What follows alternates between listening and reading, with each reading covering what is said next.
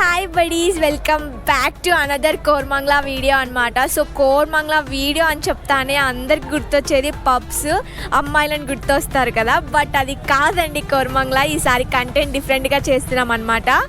So మీరు యూట్యూబ్లో ఎక్కడ ఓపెన్ చేసినా కూడా, యూట్యూబ్లో, ఇన్స్టాగ్రామ్లో మొత్తం కోర్మంగ్లాలో ఉన్న ఫుడ్ స్టాల్సే స్క్రోల్ అవుతూ ఉన్నాయి కదా. సో అదేనండి, ఆ స్పెషల్ మూమెంట్ కోసమే వ్లాగ్ తీద్దామని కోర్మంగ్లాకి అయితే వచ్చేసామన్నమాట.